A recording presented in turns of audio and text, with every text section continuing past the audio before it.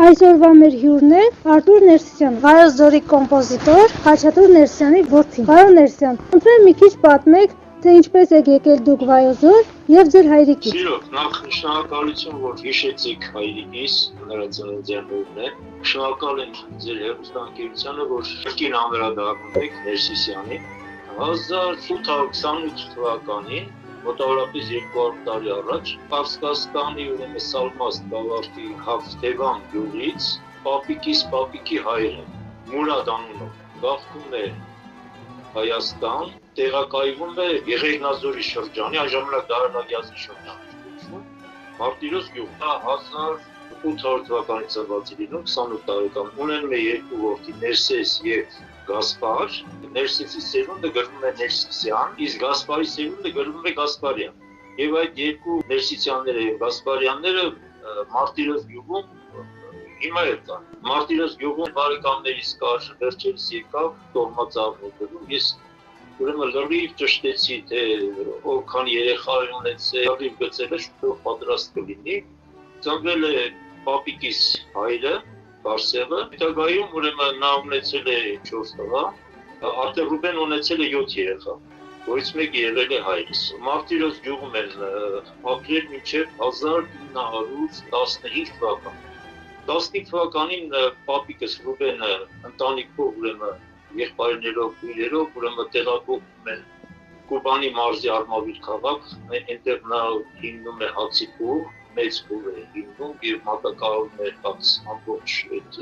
ազգաբնակչությանը, մեծ ձեռքբերումներ ունենում, շատ հարուստ մարդեր ունեն։ Արդեն սովետական կարգերի ուրեմն հաստատումից հետո սկսում են հարուստներին, ոնց ասում են, կուլակաթափաններ, սկսում են ներվել, քանի անգամ հարձակվում են տան վրա։ Եվ այդ պատճառներից ելնելով նրանք որոշում են էլի վերադառնալ հարազատ Մարտիրոս։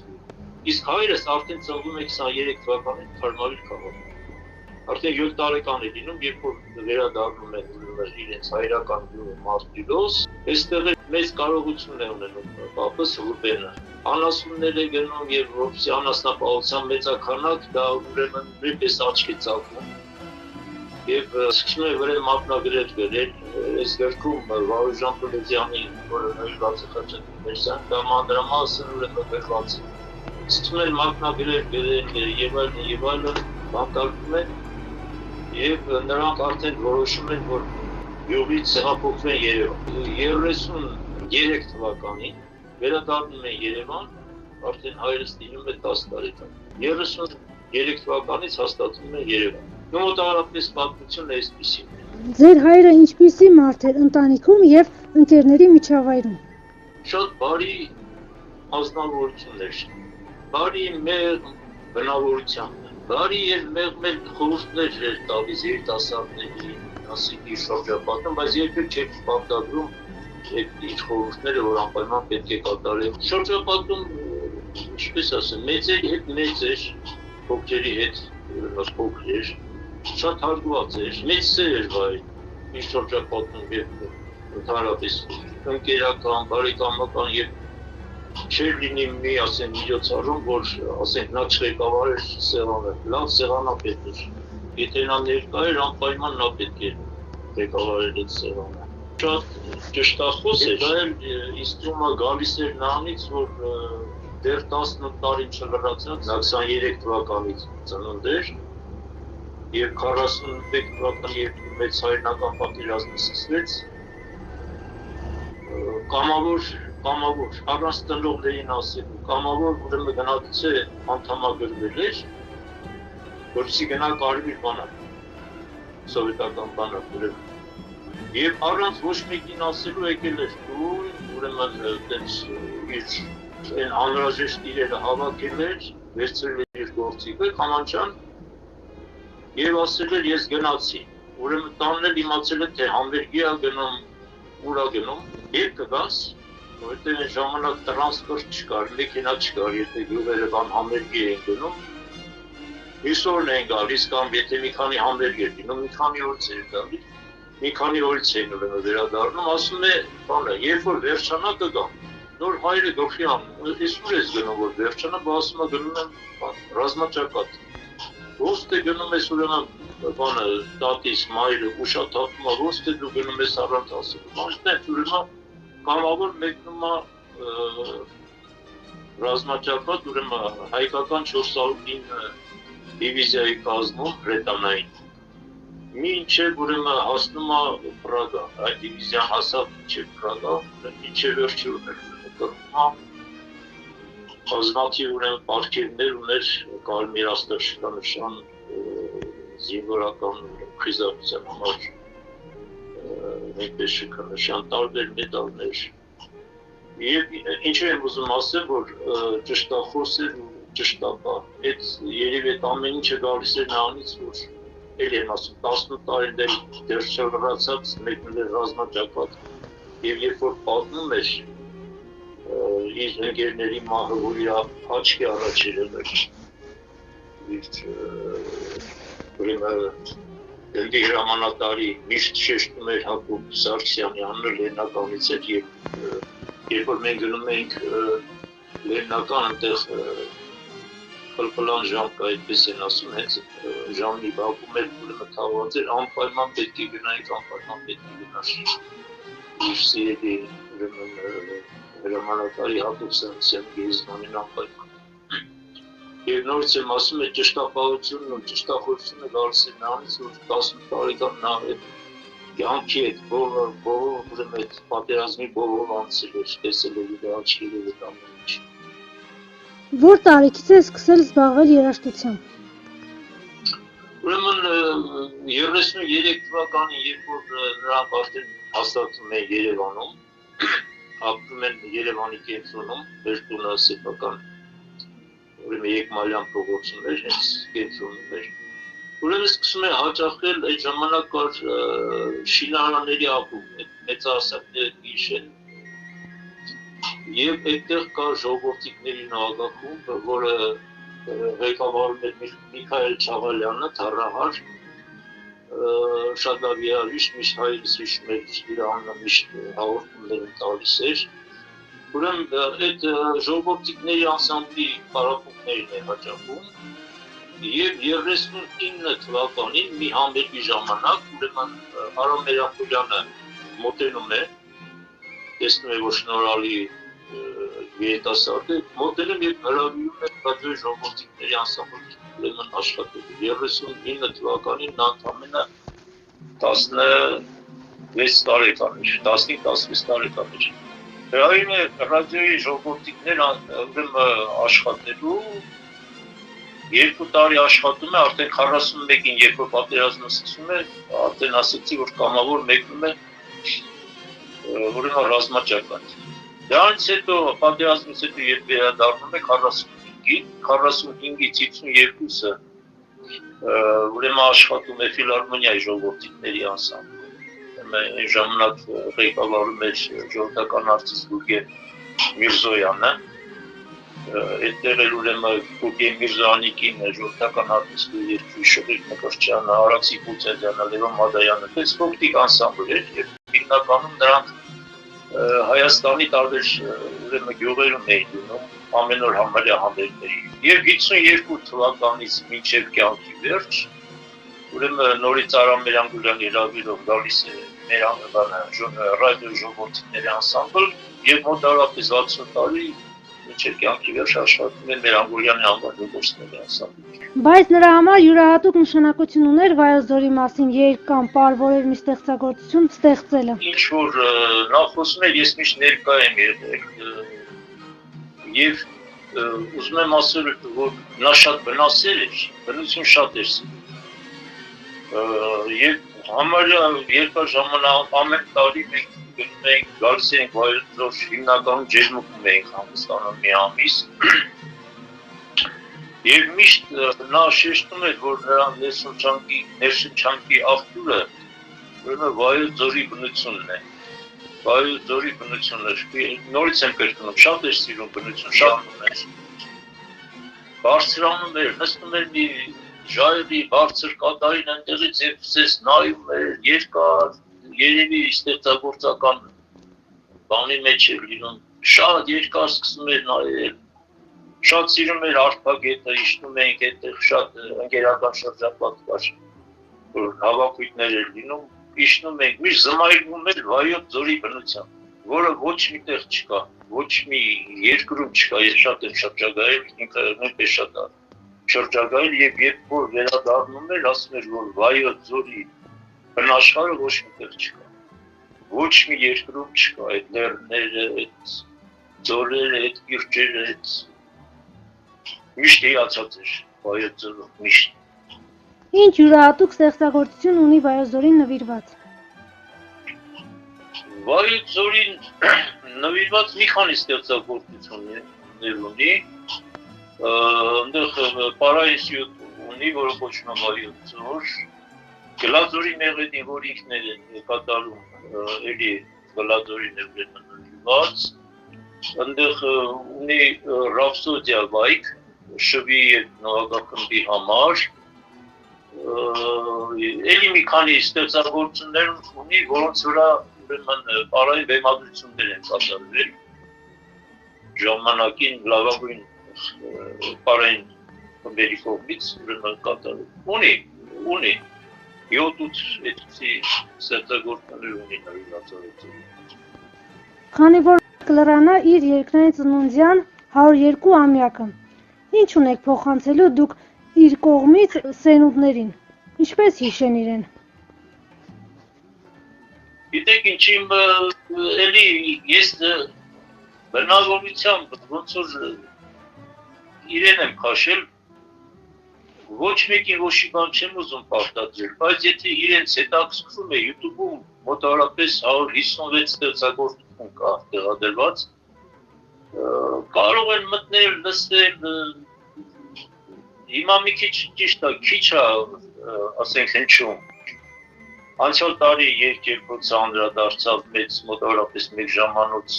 12-13 ստեղծագործություն կատարեցին, այս նոր երկիշները։ Իսկ YouTube-ում տեղադրված են ստեղծագործությունները, որոնք գտնվում են ռադիոյի ոսկեդարանում։ Մոտավորապես 157 ուրեմն ստեղծագործություններ կան, դրանք եւ գործիքային են, եւ երգեր են։ Պետք է ասեմ, որ իր երգերը ժամանակին կատարել ամենասիրված եւ ճանաչում ունեցող երգիչները։ Դա Օֆիլիա Համբարձումյանն էր, Հովհաննես Բադալյանն էր, Ռուբեն Մաթեոսյանը, Վարդուհի Խաչատրյանը,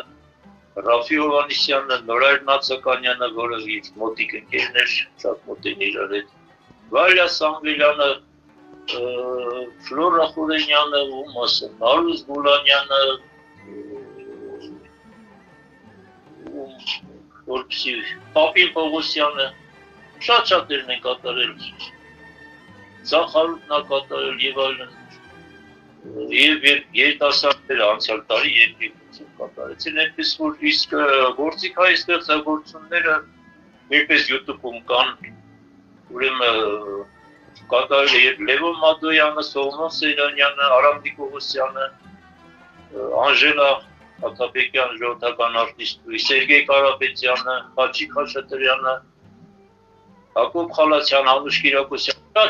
շատ-շատերը, որ մտնել, եթե հետաքրքիր, կարող են մտնել եւ ծանոթանալ։ Ձեր հայրը որևէ երազանք ուներ, որ չհասցրեցի կատարածի։ Միակ երազանքը, ոնց որ ասեմ, որ իր ստեղծագործությունները բոլոր ասենք կատարվեն, ձայնագրվեն, օրինակ ստեղծագործություններ կան, որ չհասցրեց, ասենք, չկատարվեցին, չնայած դա իր բան մարդում է գտնում։ Բայց վերջերս մի քանի նվագախմբից խնդրել են, դա հիմնականում թարի կոնցերտը չկատարվեց, եռամաս, տվել եմ շուտով արդեն այդ գործերը ավարտելուց հետո կատարվի, բավականին երգեր կան, որ էլի չկատարվեցին, չնայած ես դա ընդգրկել են իր բանում, այս երկերի ժողովածույում, այստեղ մոտավորապես 120 երգ կա, բայց մի 15 երգ կա, որը նա գրել էր Գրիգոր Տալյանի խոսքերով, Գրիգոր Տալյանը դա մեր Աշուկ Շերանն է։ Աշուկ Շերանը Գրիգոր Տալյանն է, որը նաև շատ բանաստեղծ է, շատ բանաստեղծ, շատ գեղեցիկ ուրեմն տողեր ունի գրված եւ այդ տողերի վրա այդ բանաստեղծությունների վրա, որը Շերամը չէր վերածի երկի։ Ուրեմն հայրս գրեց մոտավորապես 14 երգ, որից միայն մեկը Նախշուն Աչելը ուրեմն կատարեց Ռուբեն Մարտիրոսյանը, որը եւ Սայաթնովա մրցանակաբաշխության ժամանակ արժանացավ մրցանակի, իսկ մնացած 13-ը, 14-ը դրանք չեն կատարվել, գրքի մեջ կա, շատ գեղեցիկ երգեր, ես դա կուզենայի, որ ասեք, տեսներ երիտասարդ երգիչները անդրադառնային կատարեին, ուրիշ այնտեղ կա նաև գործիքային ստեղծագործություններ, որոնք պատրաստել ուղղակի չկատարվեցին, չձայնագրվեցին, ուղղակի մի ժամանակները այլ են, Սովետ միության ժամանակ, ասենք, հետո դրանից հետո ինչ-որ ավելի քչացավ։ Նույն ես կուզենայի, որ այդ բոլորը կատարվել ու ձայնագրվել էլի, որ մնալ մեր հետագա սերունդներին, այսպես։ Վայոց ձորի հետ կապված ի՞նչ նպատակներ ուներ ինքը, երազանքներ, պլաններ։ Գիտեք ինչ, Վայոց ձորը էլի եմ ասում, որ մշտապես մենք գալիս էինք, եթե ինչ-որ մի առիթ լինում էր, անպայման գալիս էինք, Մարտիրոսի գյուղի տոնակատարությանը եկել մասնակցել ենք, բացի դրանից ուրեմն 80, եթե չեմ սխալվում, 87 թվականին կամ 88-ին, ուրեմն կազմակերպվեց Վայքում, այն ժամանակ մշակույթի կենտրոնը շատ լավ վիճակում էր, նրանց ստեղծագործական երեկոն կազմակերպվեց Ներսյանի, ուրեմն ամբողջ անսամբլն էր եկել Մերանգուլյանի եւ համարյա բոլոր մենակատարներ, երգիչներն են եկել։ Երկու բաժնով ուրեմն կայացավ ստեղծագործական երեկո, որից հետո 91 թե 2 թվականին Ջերմուկում ուրեմն կազմակերպվեց Ներսյանի եւ ամերիկահայ բանաստեղծ կար հայ Վարամ Հաջյանի ստեղծագործական նույնպես երեկոն, հայրս ուրեմն 23 երգեր երկաշար էր գրել Հաջյանի խոսքերով, ես դա նույնպես տպագրել եմ, ստեղ ուրեմն 23 երգա, որը էլի Մերանգուլյանի անսամբլն էր կատարել ձայնագրել, մեր լավագույն երգիչները, եւ Ջերմուկում կայացավ այս երգերի պրեզենտացիան համերգը ստեղծագործական։ Դրանից հետո մի քիչ արդեն դժվարացավ այս Սովետ միության այդ բլուզումից, դրանից հետո մի քիչ դժվարացավ այդ տեղաշարժերը, դրանից հետո ինչ որ եղել է Երևանի պայմաններում, այս նույն երեկոն նաև եղավ կամերային երաժշտության տանը, Ներսյանի եւ Հաջյանի համատեղեց ստեղծագործական երեկոն։ Այսպես, բայց ինքը միշտ կապված էր եւ ոչ միայն ինքը, հորեղբայրներս էլ նույնպես, մեծ հորեղբայրս նույնպես, բոլոր հորեղբայրներս բան էին, շատ նվիրված էին իրենց ծննդավայի, Մարտիրոսին, նրանպես Վայոց ձորին, եւ մեծ հորեղբայրս պաշտոնյա էր, մեծ պաշտոն էր զբաղեցնում, գյուղ նախարարություն եւ միշտ օգնում էր, ամեն ինչով օգնում էր այդ շրջանին, ժամանակ սկզբում դարալագյազ էր, հետո Երեգնաձորի շրջանից եթե ինչ-որ մի նամակ էր դնում, մի խնդրանք էր դնում, գյուղատնտեսության սֆերայի հետ կապված, նա միշտ օժանդակում էր եւ տեխնիկայով ամեն ինչով, անգիր գիտեր բոլոր այդ կողոպոսներին, այդ նախագահների մեծ հարգանք էր ունենում։ Իսկ ես մի բան մոռացա, որ դուք ասեցիք բանը, ինչ նվիրված ունի, ամենանշանակալիցը նրա ուրեմն դարալագյազցիներ պարն էր, դե ժամանակ էլի եմ ասում, բաներ, դարալագյազի շրջան էր կոչվում, հետո որ վերափոխեցի Երեգնաձոր, արդեն պարը կոչվեց Երեգնաձորցիներ պար, եւ այդ պարը երկար ժամանակ ուրեմն կանազ պար ժողովրդական կոլեկտիվ կանազ ժողովրդական պարի անսամբլ, որի ղեկավարը Սուրեն Գյանջումյանն է ժողովրդական, շատ գեղեցիկ պար էր եւ այդ պարը իսկ հայրիկս այդ անսամբլի երաժշտական ղեկավարն էր երկար տարիներ։ Երկի անսամբլի հիմի անդրադառնում է պետական պարային անսամբլը կանազի լրի պարերին աշխարհի շատ բեմեր կատարել այնտեղ էլ աշխատել եմ երաժշտական մասի իսկ հիմա ինչ ստեղծագործություն ունեք հենց մեր անսամբլում նվիրելու միայն շերամետասյոտ խոսքերով գրված 17 երգերը թե ավելի 17 երգերը շերամի որոնք մեղեդիություն են Տերյանի երգերի շարքն եմ ստեղծել խոսքերով գրված Շիրազի չնայած երգերը ունեի նորից անդրադարձել են բավական երգեր մի խոսքեր երգեր շատ կան գործիքային նյութեր շատ կան հիմի աշխատում ենք թարի կոնցերտի վրա եռամաս վերջերս հավարտեցինք դուդուկի համար պոեմ որով նորություններ դա արկեստրի հետ եռամաս նահատակների հիշատակին Այդ ավարտել ենք արդեն ֆոնդումը դե աշխատում եմ դուք շատ լավ գիտեք երբ որ ես Ամերիկայում էլ հանգիստ չէի նստած նույնպես Պարսկաստանում երգերի շարք եմ ստեղծել Վարանդի խոսքերով Պարսկաստան Պարսիկ բանաստեղծ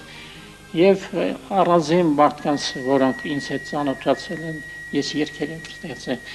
Հիմա ինչ կցանկանայիք Ես ցանկանում եմ մեր անսամբլը ուշադրության լինի մեր անսամբլը ընդգրկվեն այնպեսի ժողովրդականություն ունեցող ժողովուրդ եւ այդ անսամբլը մեծ անելիքներ ունի ինձ թվում է վերջերս որոշ պայմանները բարելավեցին եւ մենք պետք է աշխատենք բավականի Ռուբեն Միխայելիչ, դու արդեն քո ձեռքի տակ կա բավական ստեղծագործություններ, որոնք մենք պետք է ժողովրդին հասցնենք։ Շնորհակալություն։ Նորից ուզում եմ շնորհակալություն հայտնել եւ հեռուստատեսությանը, որ անդրադարձավ ինձ ռադիոյի երաժշտական խմբագրություն։ Դա մեր պարտքն է պարզապես Հայաստանի ազգային հեռուստատեսության երաժշտական բաժնին, նրա տնօրեններին, ռեժիսորին, խմբագրին հայտնել Մեր շնորհակալությունը ժամ տրամադրելու ոչ թե պարզապես մի արվեստագետի 75 տարին նշելու, այլ պարզապես եւս մեկ անգամ անդրադառնալու ազգային երաժշտարվեստին։ Սա ոչ միայն առիթ էր, այլ սա պարզապես անհրաժեշտություն էր։ Մենք վերջապես այդպես պետք է սովորենք եւ այդպես պետք է դաստիարակենք գնահատել մեծերին մեր կողքին որովհետև տարիքը իր հետ բերում է փորձություն, տարիքը իր հետ բերում է վարպետություն եւ տարիքը իր հետ բերում է հնազանդություն եւ մենք բոլորս երբ տեսնում ենք Խաչատուր Ներսիսյանին ձգվում ենք, որովհետև մեր առջև կանգնած է 30-ականներից մինչև մեր այսօրը եկած երաժիշտը, նա ով տեսել է հրաշալի ղեկավարներ, փառահեղ կատարողներ, նա ով ավելի շատ է լսել ծափարություններ, քան մենք։ Ձեզ երկար կյանք, առողջություն, հաջողություն եւ նոր ավիում։ Իսկ նույնպես վայոց եմ համարում, որովհետեւ ոնց որ գեներով եկածել են ասենք բնաշխարը, որը ասում են հայրը շատ բնասել էր, այդ մի բանալուծը փոխանցած լինի ինձ։ Ուղղակի հիանում է, երբ որ արդեն սկսվում է այդ բաներ, լեռները, կիրճերը, բաներ, ոնց որ գեներով եկածել իր։ Կապերը ես կապ ունեմ գյուղի հետ, մարդուս հետ, ես գիրքը երբ որ պրեզենտ բան եղավ, տպագրվեց, ուրեմն մենք պրեզենտացիան արեցինք Մարտիրոս գյուղում, մի ժամանակ մշակույթի տունը կար, հիմա կարծեմ եթե չեմ սխալվում դպրոց ենք առուցում, մենք մշակույթի տանը ուրեմն պրեզենտացիան արեցինք, Ներսյանի ընկերներն էին, աշխատանքային ընկերները գործընկեր ունեցան։ Բացի դրանից պետք է ձեզ ասեմ, որ 2005 թվականին Վայքի ավականու որոշմամբ արվեստի դպրոցը Վայքի անվանակոչվեց Խաչատուր Ներսյանի անունով եւ մի քանի անգամ մենք այնտեղ այս գրքի պրեզենտացիան ենք արել, մենք համերգով Բացի դրանից իմ աշխատանքի բերումով տարբեր երկրներից երաժշտախմբեր ուրեմն ուղեկցել են երաժշտական արվեստի դպրոց, հետո նրանք համերգ են ունեցել, ներկայացրել են, այնպես որ կապերը կան։ Բարեկամներ, եթերում երգերքոցն է անվանի կոմպոզիտոր, խմբավար, քամանչահար, Հայաստանի վաստակավոր արտիստ Խաչատուր Ներսիսյանի երգերով։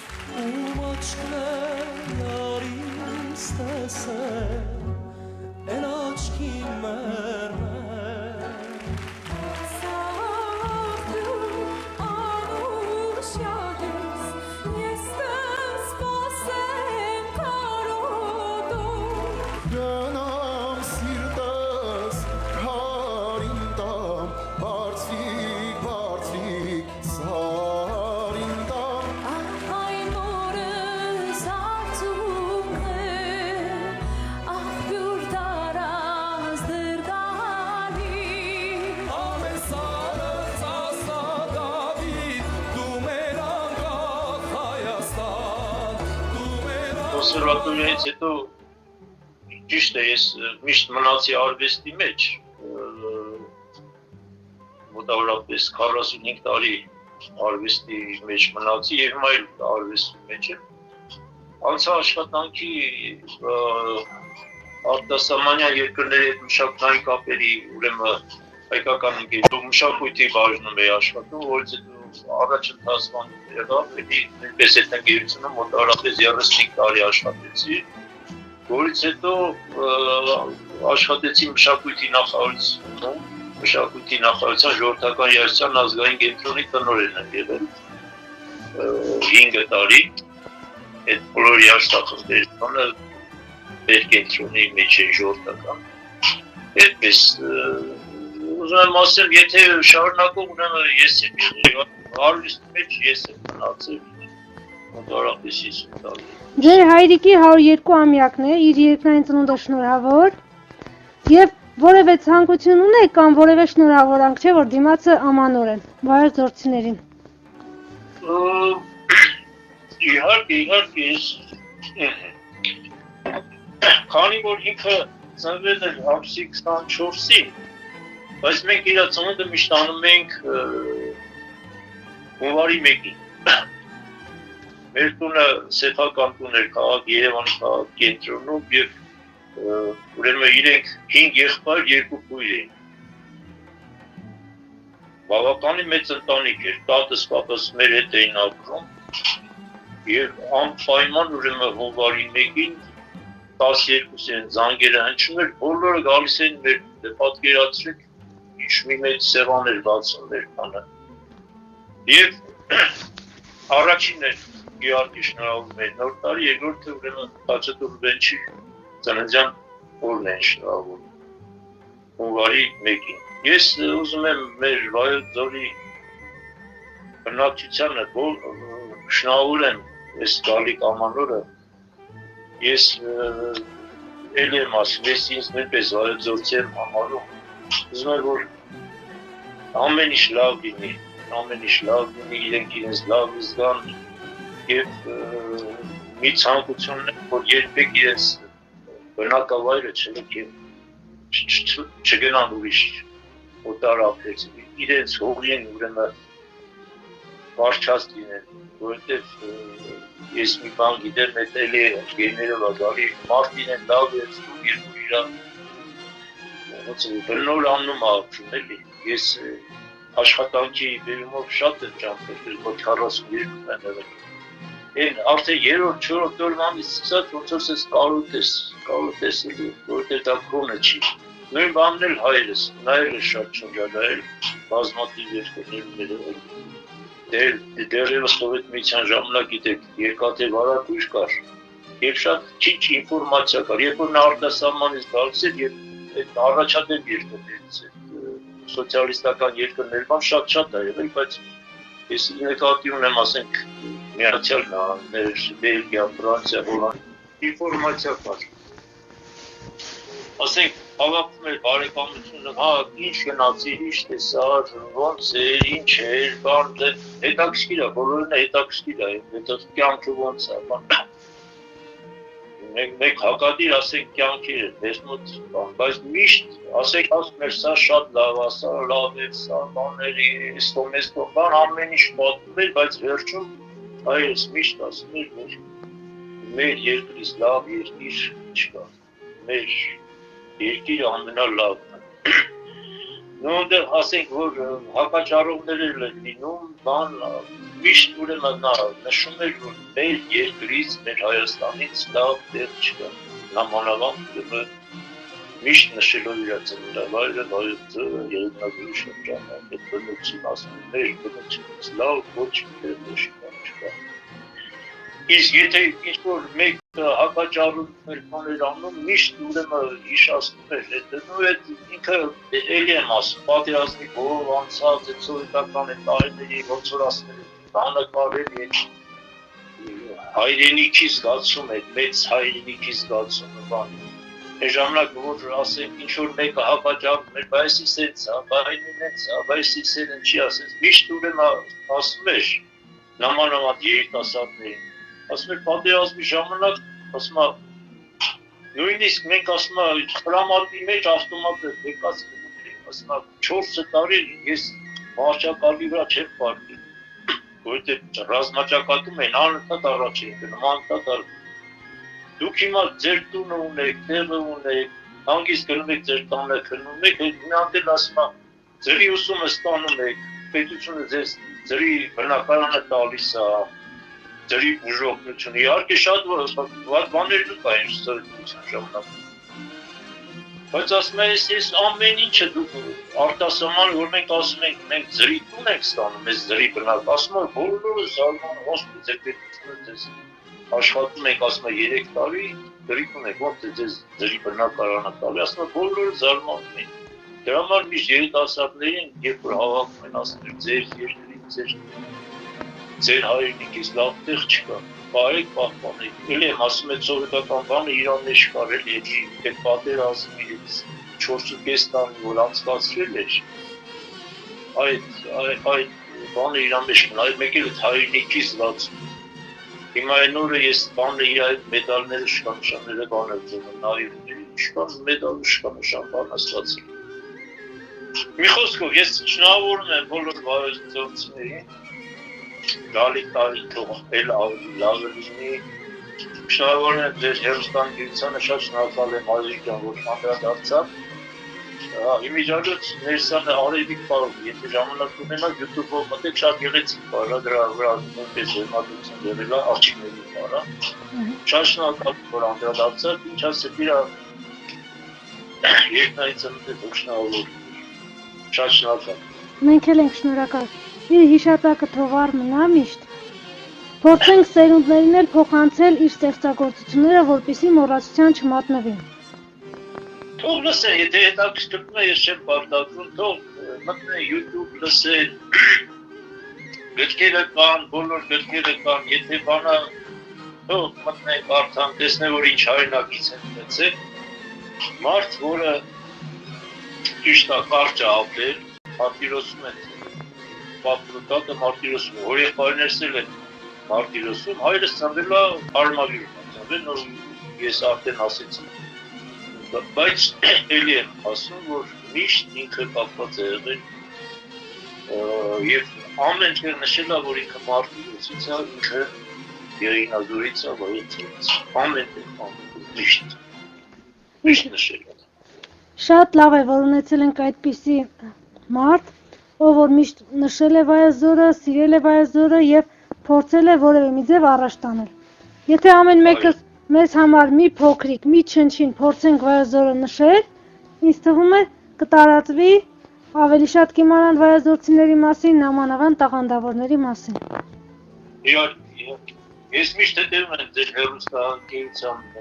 հաղորդումներին, Շնորհակալություն։ Նշանավոր մարդկանց միշտ դուք անդրադառնում եք, շատ տաղանդավոր մարդիկ ա տվել Վայոց։ Երևի ինձ թվում է բնությունից է էլի։ Երևի։ Որակ մենք ուրիշ մարզեր ունենք, գնում ես որ ծառ կա, ոչ դեր կա, ոչ սաղ քարու ես բան են կոմել որ նամանավանդ Շիրակից են կոմես գնում բան, բայց Վայոց բնությունը ուրիշ է։ Մերն ուրիշ է։ Ուրիշը, իհարկե ուրիշը։ Ես էլ եմ սիրում իմ մարզը, իմ ձորը, դրա համար էլ փորձում եմ չգնալ, մնալ այստեղ ու ներկայացնել մեր տաղանդավորներին։ Կլինեն երեխաներ, տարեցներ, թե անգամ վախճանված մարդիկ, բայց միևնույն է իրենց հիշատակը փորձում ենք վառ պահել։ Այո, պետք է։ Շնորհակալ ենք շատ, ձեզ տեսություն, գործերին հաջողություն։ Լավ տարեց։ Շնորհակալ ենք, ձեզ նույնպես։ Շնորհակալություն։ Ինչ գործեր էլ որ ձեռնարկել եք, հաջողություն ձեր գործերին։ Շնորհակալություն։